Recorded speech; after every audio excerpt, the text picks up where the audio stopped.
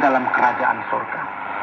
Ini seperti Tuhan yang mengetahui segala sesuatu yang perlu diketahui dan sangat berkuasa serta dapat melakukan apa saja yang Dia inginkan.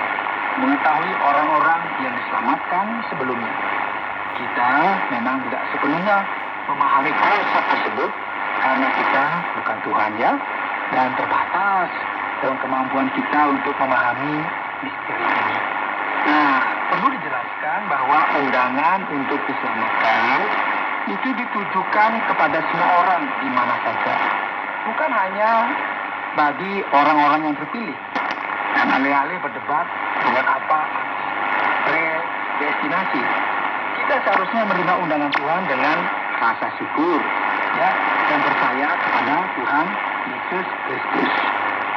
Saudara, Dia telah berjanji dalam Injil Yohanes bahwa Dia tidak akan membuang siapa saja yang datang kepadanya.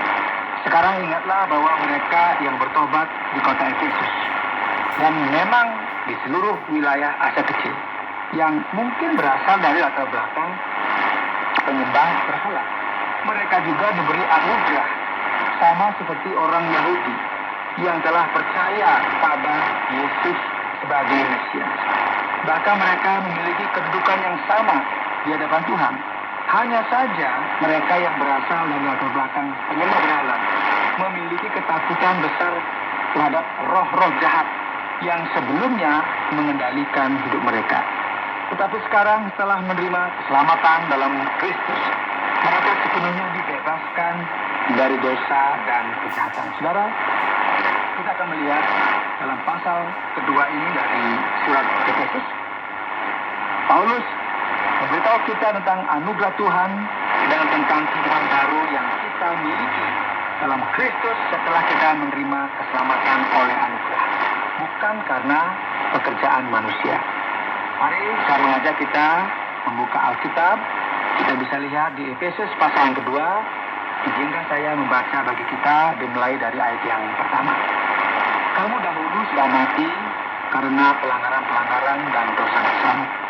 Kamu hidup di dalamnya karena kamu mengikuti jalan dunia ini.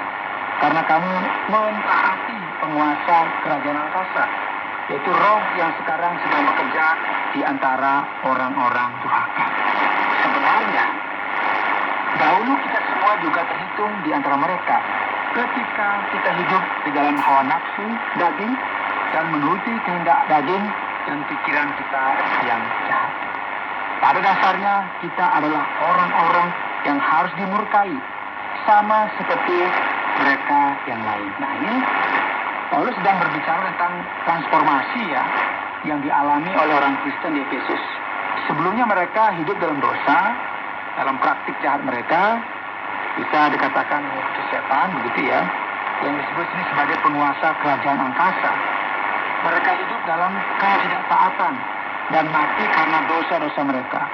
Paulus mengatakan mereka menuju kepada murka Allah karena dosa membawa penghakiman atas kita semua.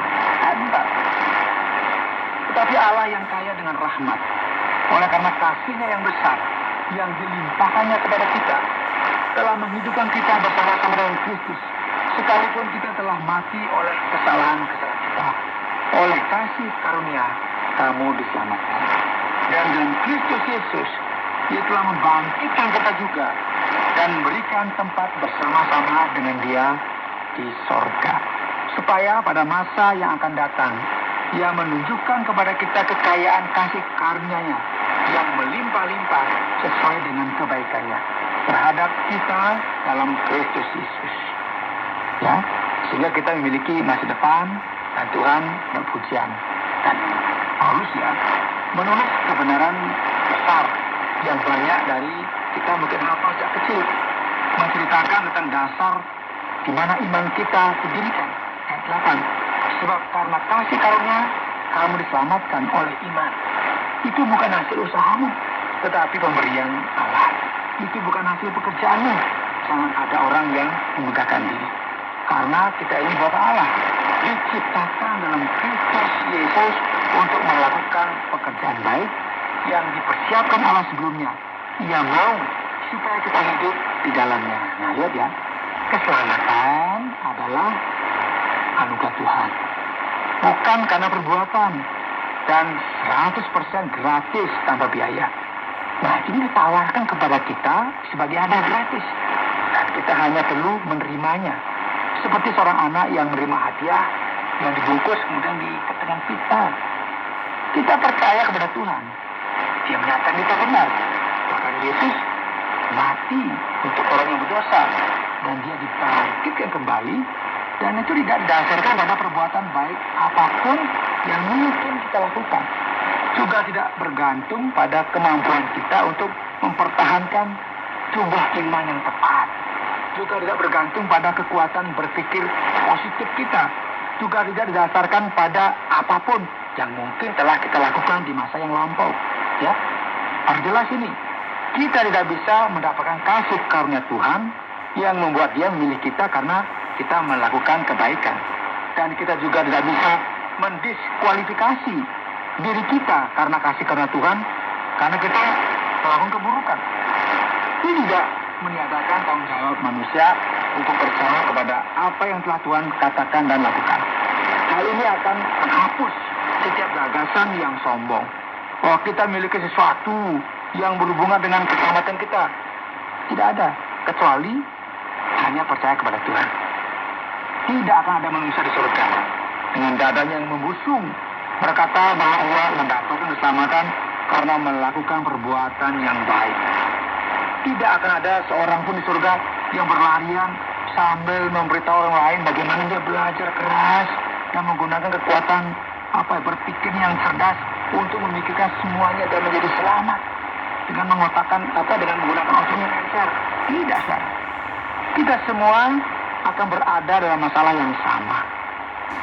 Dengan kepala tertunduk, dengan rendah hati bersyukur kepada Tuhan karena telah membawa keselamatan bagi kita melalui kasih-Nya yang paling mulia yang pernah ditunjukkannya di seluruh alam semesta dengan cara apa? Dengan mengirimkan putranya. Yuk, lanjut ayat 11. Karena itu ingatlah bahwa dahulu kamu sebagai orang-orang bukan Yahudi menurut daging yang disebut orang-orang tak bersunat oleh mereka yang menamakan dirinya sunat, yaitu sunat lahiriah yang dikerjakan oleh tangan manusia. Bahwa pada waktu itu kamu tanpa Kristus, tidak termasuk kewargaan Israel, dan tidak mendapat bagian dalam ketentuan-ketentuan yang dijanjikan, tanpa pengharapan dan tanpa Allah di dalam dunia. Tapi sekarang, dalam Kristus Yesus kamu yang dahulu jauh sudah menjadi dekat oleh darah Kristus. Karena Dialah damai sejahtera kita yang telah mempersatukan kedua pihak dan yang telah merubuhkan tembok pemisah, yaitu perseteruan. Sebab dengan matinya sebagai manusia, Dia telah membatalkan hukum dengan segala perintah dan ketentuannya untuk menciptakan keduanya menjadi satu manusia baru dalam dirinya, dan dengan itu mengadakan damai sejahtera. Dan untuk memperdamaikan keduanya dalam satu tubuh dengan Allah oleh salib, dengan menyiapkan perseteruan pada salib itu. Ini kita perhatikan ya, struktur kuil di Yerusalem itu sebenarnya memiliki tempat khusus yang disebut pengadilan bagi orang kafir, di mana orang kafir atau orang yang tidak percaya hanya diizinkan mendekat sampai batas tertentu. Ada tembok pemisah yang sebenarnya menjaga mereka terpisah dari penyembah Yahudi. Jadi di sini Paulus mengatakan bahwa dalam Kristus tembok pemisah itu dihancurkan dan dihilangkan, dan semua dianggap memiliki kedudukan yang sama di hadapan